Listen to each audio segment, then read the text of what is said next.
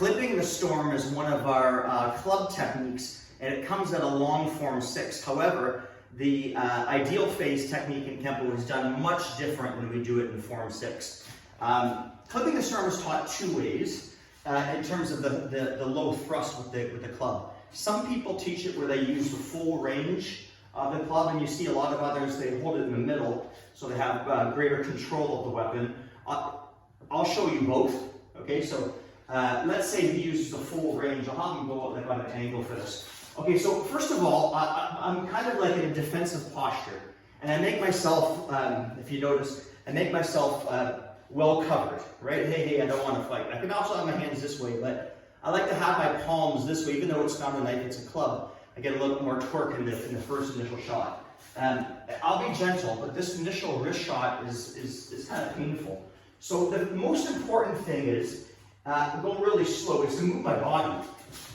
So I can't just stay still and block, because I'm gonna get hit. So I move my body, and the same time that my foot stops, my hand stops. And with my right hand cocked up high, I'll be gentle, this is brutal.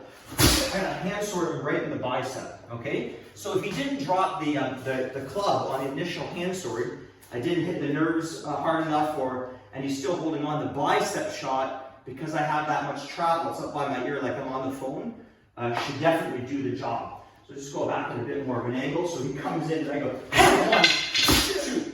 Now, right from here, there's 2 ways this is done. One is a cat stance, and a hand sword stuck through behind him for the heel palm.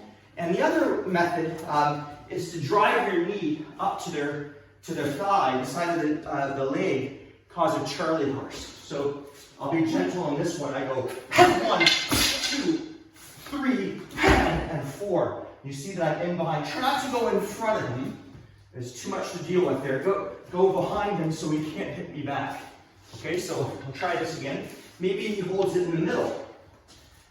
Okay, so the idea is he's trying to, drive that through me. So I move off. 1, 2, 3, there's 4. Okay, and if you notice, the pattern is just like we do in parting wings, or like we do in darting mace. Very, very similar striking pattern. Okay, so we'll try it again, and I'm going to show you a kind of a cool way to disarm it as well, apart from just striking. So we go 1, 2, 3, 4. Now, if he holds the whole club, meaning he's about, on average, it's about 1 hand up, right? And just for fun, he does a thrust as fast as you can that way. That is the extent of the speed. So, because of that, that's a lot different than if you were to do like a number 1 strike and go right through me, right? I can't block that so easily, but try to slow. What if he comes out, watch what my right hand does. Now, I'm going to be careful, this is going to hurt. That's a disarm. And now, I can continue on with my technique with the weapon. So all I did, I'll slow it down, is I parried down with the right and chopped. Okay, not chopped with the left. So go so they can see this angle. I'll go slower.